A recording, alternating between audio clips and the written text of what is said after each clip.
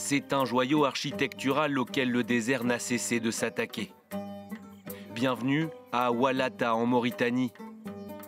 Surnommée le rivage de l'éternité, la ville a été fondée entre le XIe et le XIIe siècle. Idéalement située, au carrefour des chemins empruntés par les caravaniers du Sahara, elle devient vite un lieu de passage incontournable. Elle prospère jusqu'à devenir un important centre d'érudition de la culture islamique. Mais aujourd'hui, le décor est bien différent. Partout dans les rues, des amas de pierres et des murs éventrés. Le plus grand problème, c'est celui du désert. C'est une ancienne ville, c'est une ville magnifique, c'est une ville extraordinaire.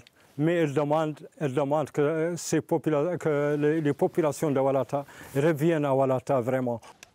Depuis des siècles, la ville médiévale est à la merci du désert. Et la dernière saison des pluies, particulièrement violente, a endommagé de nombreuses maisons, ainsi que sa bibliothèque, dont le toit s'est effondré.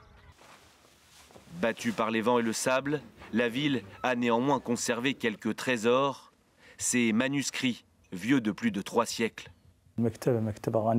Ces ouvrages ont été négligés pendant une longue période, durant laquelle mon père et plusieurs habitants de la ville ont émigré à la recherche d'un avenir meilleur en raison des conditions de vie précaires ici.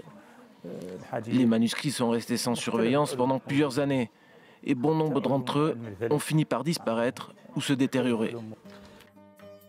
Comme ses ancêtres avant lui, Mohamed Ben Bati a choisi d'être imam.